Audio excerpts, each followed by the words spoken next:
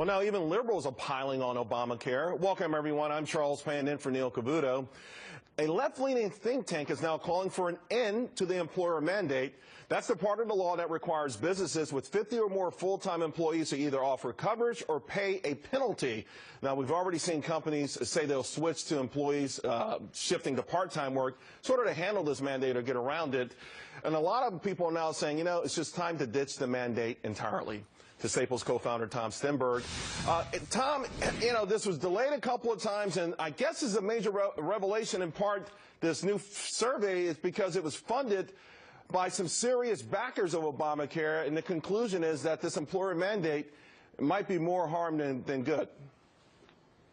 Well, the fact is, you're not going to be able to make the whole system work unless you get everybody insured. So how they're going to get this done without an employer mandate is beyond me, but of course, this whole program has been beyond me.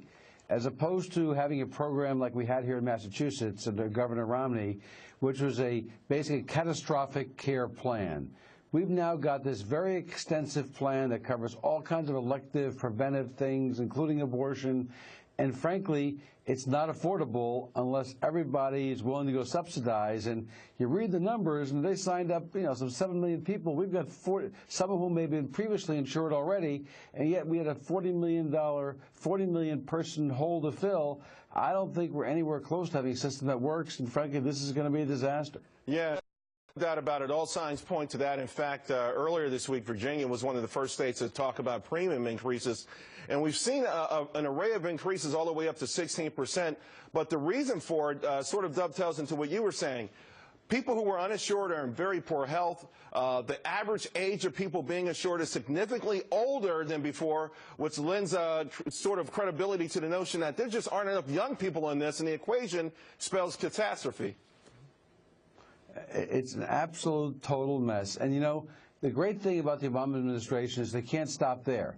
They've now got to try to increase the minimum wage. And, again, doing this on a national scale, not on a local scale. And the fact of the matter is that the same minimum wage in Iowa as you do in Manhattan makes absolutely no sense whatsoever. This is a thing best left to the states and not left to the national government.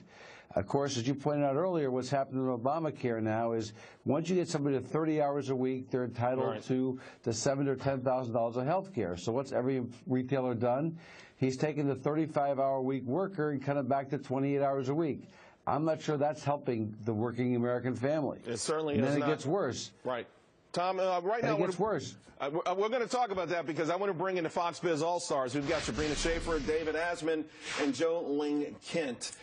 Guys, the same study said that if we didn't have the employer mandate, less than 1% of people would not have health insurance. So in other words, it's an exercise in futility. It's caused confusion. We have this mass exodus from full-time work to part-time work. It's done a lot more harm than any kind of good it could have done.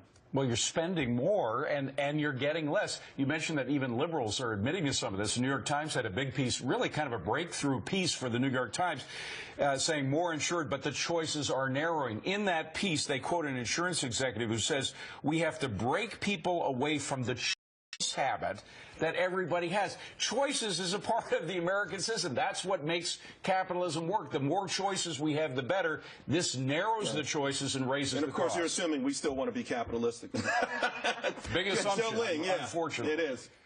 Well, what's interesting here is the executives from the insurance companies are weighing in, right? Because they're actually seeing what's actually happening as a result of some of these new policies being implemented. But analysts who do support Obamacare and support the Universal Health Insurance Initiative here are actually saying that these are just bumps along the road and perhaps other choices will be available later on once it's ironed out. So there's certainly several sides to this argument, but the choices for now, according to this preferred one executive. But I think that here's the thing, though, Sabrina, we're getting away from the hypothetical part of it, and we're starting to see the worst case scenario that people laid out.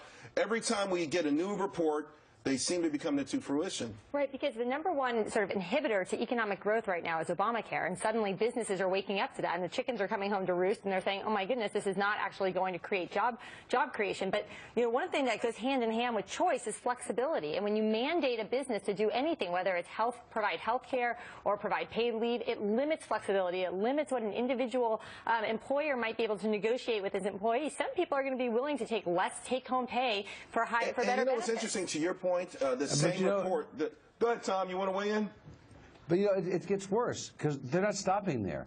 They have the minimum wage. Now they're taking your assistant managers who felt really good getting a salary of, say, $35,000 a year and moving ahead up the economic chain, underway to being managers and really being able to provide properly for their families. They're saying to these people, no, no, no, you're now going to be hourly. Because you're not making $50,000 a year, you can no longer be exempt. So you have to be entitled to overtime. Right. What's the side effect of that going to be? Unintended consequence? You're not going to have these assistant managers anymore. And it's so interesting. And that whole upward ladder is going to go away. Again, harming the very middle class they intend to help. And to your point, Tom and David, I want to bring this up again. The same report, and I think it's really important we point out that this is the Robert Wood Johnson Foundation. Yeah, it's basically a liberal organization. Put in $13 million to push Obamacare in the first place. They're saying that really the consequence has been that the lower end of the work chain are getting the worst end of this. Because if you're a business, you want to retain talent, you retain the top people with the best perks. And once again, it's the people we thought we were going to help who are getting hurt. Well, and as Tom was saying, when you limit choices to the middle class, they already have few enough choices as it is, but it's promoting this attitude that you have fewer choices, just leave it up to the government will do things for you. It's the one size fits all. Frankly, we are not a country made up of individuals who are going to sit back in a docile manner and let the government tell us what's best for us. We know what's best for us. The question is whether the electorate is going to get up and make a stand. All right, real quick, Joe Ling, the employer mandate, we keep saying why does it exist? The fact of the matter is they need to find money, right? $46 billion, maybe double that over the next 10 years. If we ditch it, what could come? What could fill a void? Higher taxes? I mean, that's really the real deal. Yeah, I think the alternative is the real question here, and I think that's what, and if you look at Washington and some of the policies and the alternatives that are, or for that matter, not being proposed, that's the real problem here. So looking at the employer mandate, it is, yes, it will certainly drive up the costs economically, but if you also look at covering the largest number of people from the White House perspective, it's actually the best way to go about trying to do that. With like a 13% approval rating, I think a lot of people are getting hip to that. Tom, we've run out of time. I want to thank you a lot. We love your expertise on this, and of course the panel is always sizzling and we'll be back. Hey guys, all of this money coming from gas tax, here's something you have to wonder, where's it going? And that's Senator Mike Lee on why he's finding the answer to the question that Neil has been asking. Why do you say that? Where do you think it's gone? I don't know, because our roads and bridges are for crap. And this is after we've committed tens of millions of dollars each and every year through a variety of sources, and they're still falling apart. Well, as you know, the markets have been on a tear, but the question is, for how long? The man with the answers is Nuveen Asset Management Chief Strategist Bob Dahl. Bob, you know, a lot of people questioned this rally for a whole long time. You know, no earnings, the Fed pumping money, no volume, but it keeps chugging along. So I guess the big question is, for how much longer? Well, it depends on the very things you just mentioned. Will earnings continue to be reasonably good? This bull market is 5 years old, and earnings and the stock market have basically been in lockstep. We need better economic growth to get better earnings growth. I think it's on the horizon, but the bond market especially is in Missouri show-me mode before we get there. But I think it's around the corner. But on that sort of same notion as show-me, is there something to be said for the fact that this, certainly in my lifetime, is the most hated and most stealth bull market in history? Couldn't agree with you more. I've been doing this for almost 35 years, and I cannot remember a bull market that is less believed than this one. That's good news. Bull markets don't end with people skeptical. Bull markets end when people are confident and think that stocks are the best things in sliced bread, among the reasons why I'm pretty sure this bull market's not over. Yeah, it's so funny because the American Institute for Individual Investors has neutral ratings at the highest in more than a decade. It's not that it's even hated, it's just indifferent. No one believes it exists. Hey, Bob, I want to bring in our Fox All-Star Biz panel. We've got Sabrina Schaefer with us, Dave Asman, and Joe Ling Kent. They're back.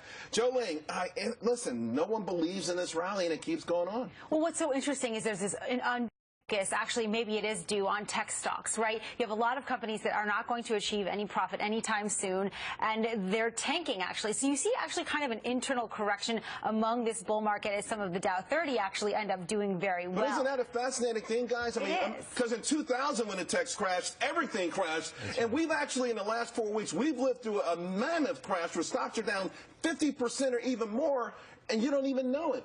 But what's interesting about those tech stocks, though, if you look at the cash on hand and you compare that to 1999 or the 1990s, it actually is a completely different landscape. So although a lot of these investors are losing confidence, that's probably why we aren't seeing a total crash. It was a broad-based recession. It hit all sectors, unlike 2000, which focused on tech. And it's been a broad-based recovery in terms of the stock market. But to Bob Dahl's point about growth in the economy, I mean, we may see revisions that show that the first quarter we had negative growth. 2 negative growth quarters is a pretty technical term for what you have when you have a recession. I'm not saying we're going into a recession, but you have to be concerned, particularly as inflation is rising. Today we saw that month over month, 2.7% increase in food prices. That hurts people's ability to buy other things. Oh, yeah, and by the way, I just think government data is catching up to reality, to be quite honest with you. Right, and I think consumer spending is something that we definitely want to take into consideration pretty strongly. Obviously, in March there was some growth, but in April it was really slow. And I think if people go to the stores and they say, wow, you know, the price of meat is the highest it's been in 30 years. That's something that's significant. And people are also paying attention to the political instability, right? We have an election coming up in 7 more months. People are hearing a lot. They're getting scared. I think there's a lot of uncertainty. What's most interesting about the consumer spending is actually, according to Deloitte, there's a new study out, 90% of people say that even if the economy does continue to improve, they're not necessarily going to spend any more. So that's sentiment for you right now. And Bob, this brings us back to the main thing that you're looking at. Listen, I watch the Fed data very closely. People are spending, but they're doing it at the expense of savings. They're almost zero. So we're coming at that fork in the road. Either they're going to have to buy into the Fed's virtuous cycle and start to use their credit cards, or they're going to have to skip a few trips to the mall. Do you see us really coming to some sort of point where one thing has to break one way or the other real soon? Yeah, look, I don't think it's the consumer that's going to lead the way. We were talking a lot about the consumer in the last couple of minutes. Consumer's going to continue to putter along for all the reasons we know. They're working, but they're not making more money. They don't have a big pile of savings out there. If this economy is going to get better, it's going to be because the headwinds from the federal government are going to give us 50-plus basis points, 0.5% more growth. Business capital spending's picking up. Confidence picking up. Look, why are mergers and acquisitions up 40-some% this year? Answer: corporations are more confident today than they were a year ago. So, look, I'm not looking for a runaway boom, but I think there's a lot of good news on the horizon. Mergers and acquisitions, that's why stocks are at an all-time high.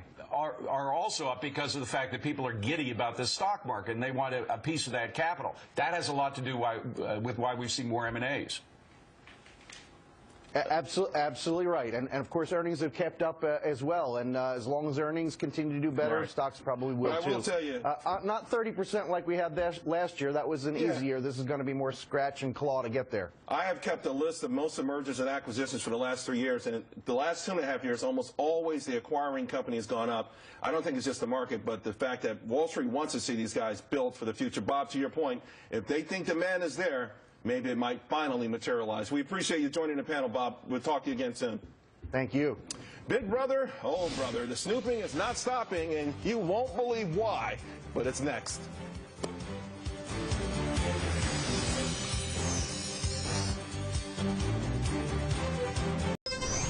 Privacy alert in the face of the NSA scandal. A new White House report shows the government's still all in on collecting your information. The administration saying big data will benefit society. But does that give them the right to dig in deep? To our Fox Biz All-Stars, Sabina Schaefer, David Asman, and Joe King. Dave, you have the details on this. Well, everybody's doing it now. All of the federal agencies are getting into this data collection. We hear the term big data. I prefer big brother because this is everybody's listening in. Listen to the FBI stat. This is extraordinary. By the end of next year, they will have 52 million facial images. That is 52 million Americans, most of whom never were in trouble with the law, should never be, our files should never be in the FBI data bank. 52 million of us will have that data recognition. The Treasury Department, though, has also been collecting data, huge amounts of data, particularly on individuals due to receive federal payments. You remember the Obamacare penalties? They Direct payments, they have to be taken from what the government owes you. So they're scanning all the federal agencies to see if you were owed money by any of them. And if you are, they're going to hold it back if you haven't been doing what Obamacare says you should be doing. So how frightened should we be, Sabrina, about all of this? Well, I'm really concerned because look who's behind all of this. John Podesta, who used to run the Center for American Progress, is the one who's running this whole data operation. And if you believe that government is the solution to everything in our lives, whether it's education or healthcare or keeping us safe from terrorists, then you would see this as a good, as a public service. And I think that's where we should really have our antenna up and saying, hey, what is this really being used for? I guess, Jolene, it boils down to trust, though, right? If we believe the government really would not use this as a weapon against us, but how can you, in the aftermath of some of the things that we've seen and some of the scandals that still haven't been resolved? Well, surveillance is surveillance. And you talk to anybody who deals with privacy, from Silicon Valley to here in New York and Silicon Alley, they're going to say the same thing. What's interesting, though, is as much as a lot of these agencies are actually piling on and adding more surveillance opportunities, if you will, DHS actually had to scrap some plans. FINRA had to scrap some plans as well. So there is more. Those pale in comparison to the increases that we've seen. And certainly. And I think, though, surveillance is surveillance, but data collection and then massaging that data, I think that's where we start to really get concerned. Right. What are you going to do with the data, that surveillance? Well, that's exactly my point. Surveillance is surveillance. They're gathering information about you. And I think that you can actually take a look at what some of the tech companies are doing in protesting what's happening. You're looking at the Googles, the Yahoos, the Facebooks. They're coming forward and saying, we're actually not going to do this. And that is one small way to look at how people might actually be reacting. I don't know, Sabrina. When I hear Google with the van going by and the cameras and they have pictures of my house and everything, they're saying, yo, we've got your back, Main Street, wink, wink. I don't know. I don't know about trust them. No, I don't trust them, and I'm actually really concerned about what this means. When you see that the government is getting into the education industry, for instance, and they're doing longitudinal studies and they're presenting this as a great thing. Well, you know what it's going to really mean is that, my child has slightly higher cholesterol this year than last year. They can't be served, something from the school lunch program now. And it sounds so nice, by the way. You hear Mayor de Blasio here in New York and a lot of other governors saying, oh, we want to provide pre-K and everything. Well, they want the education department to get in right at the beginning of a kid's life. And there's certainly been a lot of pushback to that, right? So perhaps one of the possible solutions to a lot of this is allowing people to opt in or opt out and not having a default setting. And that's the inherent problem with some of the... But you don't have that choice. The FBI doesn't give you that option. Exactly. NSA doesn't give it to you. FBI doesn't give it to you. But of course, if we sent out a mass marketing, email marketing, you'd be in a lot of trouble if there wasn't an opt-out. By the way, people lose democracy not in one fell swoop, but bit by bit by bit. Or in this case, big chunk by big chunk by big chunk. All right, guys, thanks a lot. Next, why the next generation is clueless about finance and why we need things to change right now. Hey, if you're in your 20s, call your friends, tweet them, stick around because you guys cannot afford to miss this one. Well, I guess they don't teach simple finance in school because millennials, they're clueless. A new study is showing only 6% of 18 to 34-year-olds know what goes into a credit score. Family finance expert Jennifer Openshaw says this could be a scary sign of what's to come for the younger generation. Jennifer, you've been warning about this kind of stuff for a long time. Well, it's a real concern that our young people know less about credit than everybody else because, Charles, they are using credit for the first time, whether it's for insurance, for a car, for maybe their first home, a credit card, even landing their first job. That's a big, important area where young people are looking for a job and may not realize that even their credit could actually stand in the way. Jennifer, is this one of these things, though, that you can sort of teach, but people never learn until they go through it? You know what I mean? Look, if they don't teach us or offer a freshman orientation course around credit when we enter college or even high school, I think it's so important. But the key is making it relevant to young people. What the survey found, by the way, is that 50% of young people took a look at their credit report, which is free, versus 3/4 of the population as a whole. It's not a real surprise to me because they're busy, they're on social media, they may be searching for jobs. They've got so much competing for their time, but we need to make it relevant, and we really can, and we need to make it part of the learning process. I guess, too, it's interesting because when you get out there, if you're lucky enough to get a job out of college, you just want to spend that cash. I mean, you feel liberated. You want to have fun with it. So how do you really drive that point home when you speak to young people? Well, look, young people want to achieve financial success like everybody else. I mean, they get that. And so the important thing is to make the connection that if you want to achieve financial success, boy, having an A credit can make thousands of dollars difference in the loan that you're going to take out for a home or insurance on a car. And it's really bringing those numbers to light in ways that are simple for people. They get it as long as we just teach it. The problem is we don't teach it. Stay right there, Jennifer, because I want to bring in the Fox Biz All-Stars, Sabrina Schaefer, David Asman, and Jolene Kent, our millennial on the panel. How you feeling? I mean, are you going to stick up for your people? I would like to point out two things. First of all, according to the same survey, just over 40% of consumers who are adults in older generations, they also have no clue. So there's that statistic as well. It is clear that there is a dearth of education on this topic. So we're all dumb. No. But what I think is so important here is, if you look at the way millennials spend money and make major purchases that rely on credit ratings, more and more of those choices are delayed, according to a lot of different research. If you look at buying a home, purchasing a car, because millennials, first of all, have unemployment to deal with, part-time jobs to deal with, and also the capital then, as a result, is less. So learning about this is more important than ever. And I see your point here, Charles, when you say you only learn it when you actually go through the process. Part of the problem, too, though, sticking up for millennials, I was talking to my niece last night. She can't buy a house. Nowadays, so many people, so many rich people are going and paying cash for things that the people who are getting their first mortgage are squeezed, so it's more difficult for millennials to get a loan than it was for you. Also, but there's guys like you who said people should have to put 20% down. Did she get upset with you? Well, no, because even if you put 20% down, it's tough to get a mortgage these days, particularly if you're a young person. It is tough, but I also think, and by the way, I don't know if you're in that 18 to 34 bracket, so I hope I didn't offend you. You look like you are, by the way.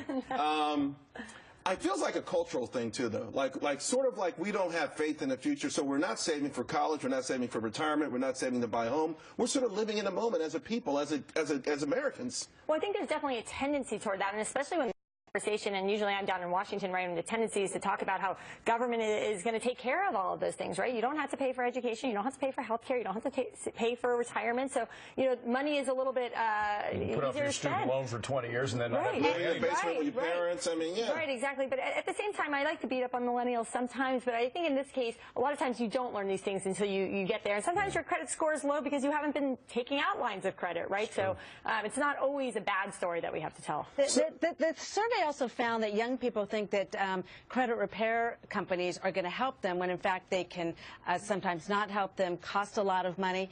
It's been so interesting because when I've actually taught young people through Super Futures, if you show people what they can achieve financially in ways that they can relate to, they get it. But the problem is that we don't teach them until it's too late, until something has said, no, you can't rent that apartment or you can't get that car that you want. And you know, go ahead. Yeah, go ahead. Sabrina. Yeah, I was going to say, you know, I would love to have taken one of those courses. I think it would have been so valuable, but I would hope that in those courses they also tell young people, hey, guess what that $17 trillion crushing debt is going to do to your earning potential? That also needs to be part of the conversation so that young people are really educated about how this works.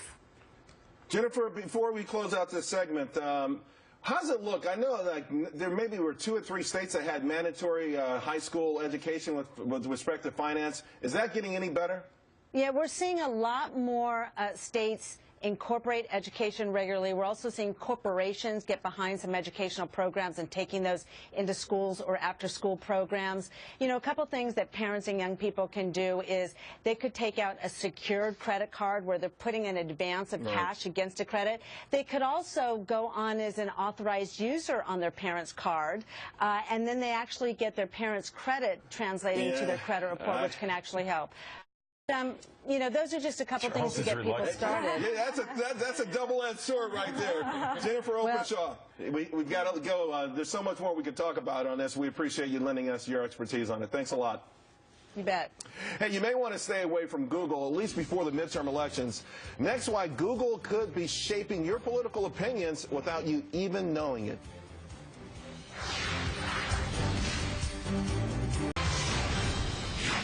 In tonight's Biz Blitz, is Google swaying the way we vote? A study shows search engines like Google and Yahoo are able to influence thoughts and sway elections, and you'd have no idea. Back with our All-Stars, Liz, should we be worried?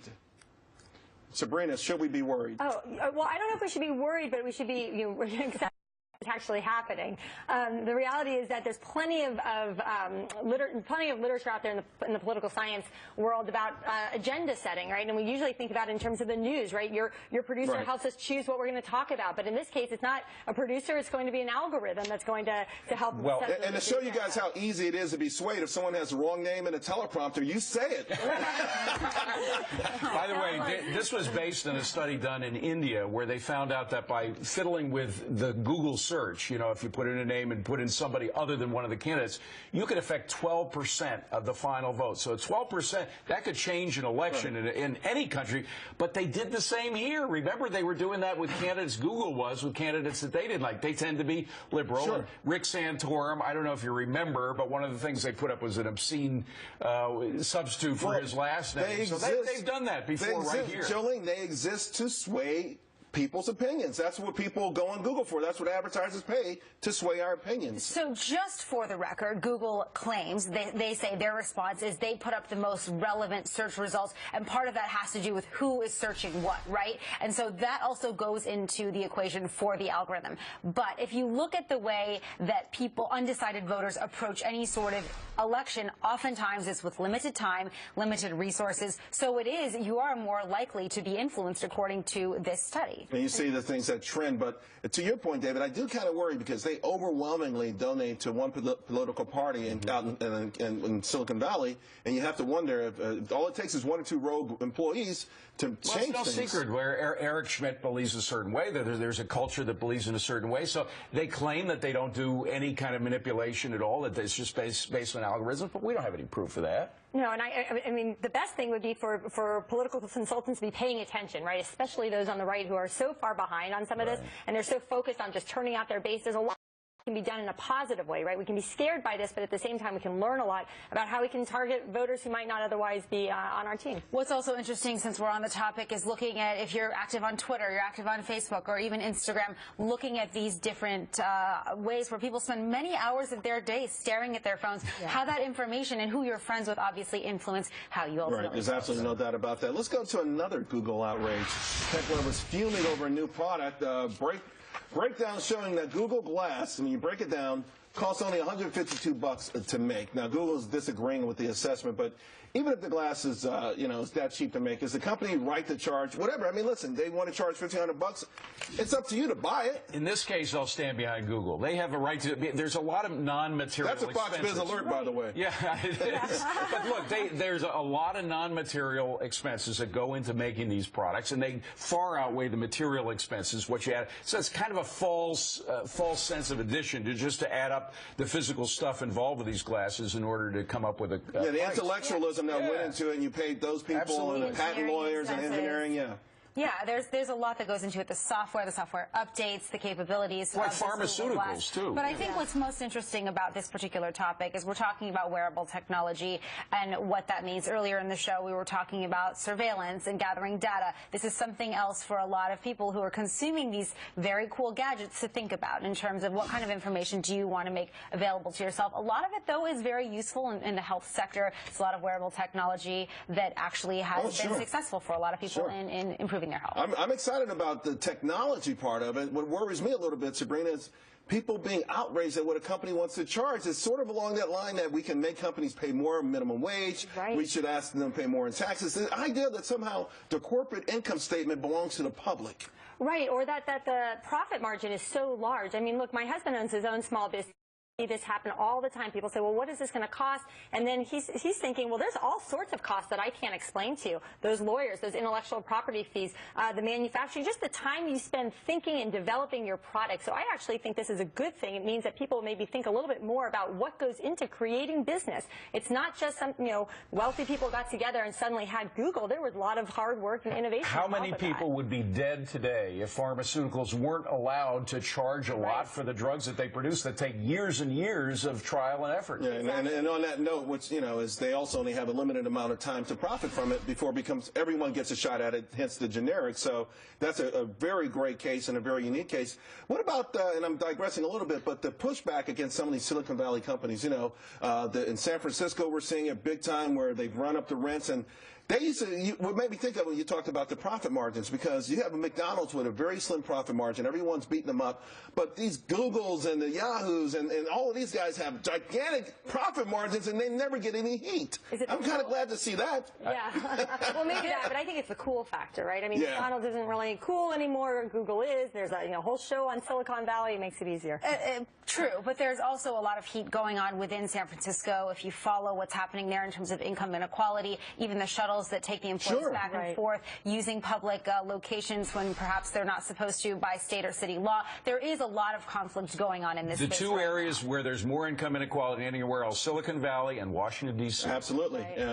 And then if you want to go down the list, it's all these places that preach it. By the way, we're showing the audience just how much it costs to make certain popular items and what the retail price is. That stuff in between is what they call, trying to make a profit. And not all of that, by the way, goes to the bottom line. But it is interesting because a lot of people think what companies have as revenue goes to the bottom line. You hear that with oil companies. ExxonMobil made $76 billion this quarter.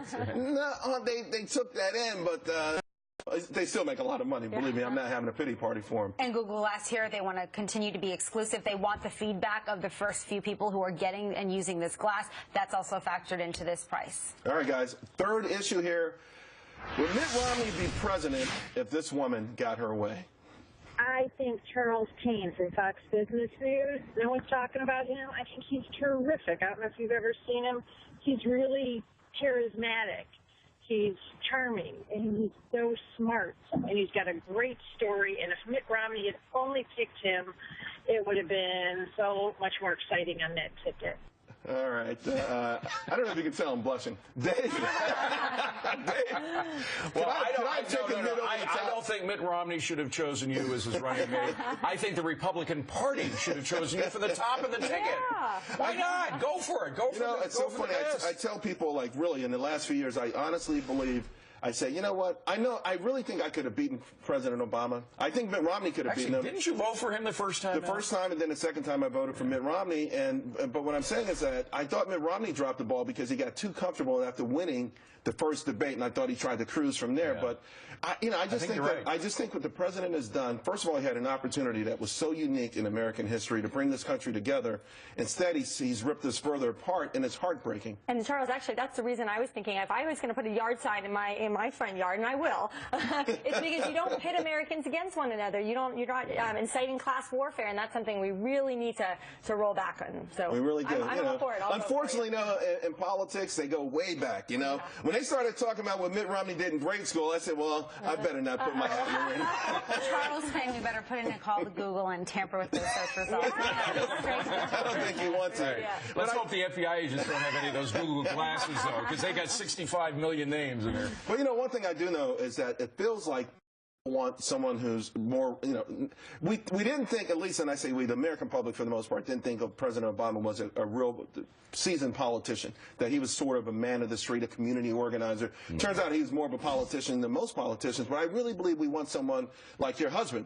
A small business owner who's been able to do it. We're not going to elect someone worth $100 million, but we will elect someone who's successful. Or at least a governor. I mean, someone who's run actually had to put policies in place for their state.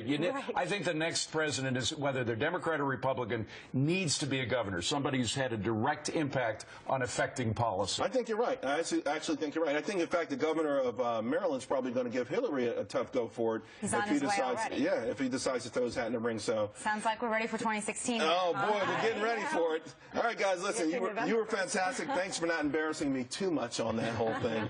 Well, Washington ran up a huge surplus in April. Time to celebrate? We ask our viewers at home, and you're not going to want to miss what they have to say. You might imagine, though, they're not really happy with it. One surplus, what's Washington going to do with it? Should we celebrate? Should we pop the crystal? I don't think so. We'll be right back.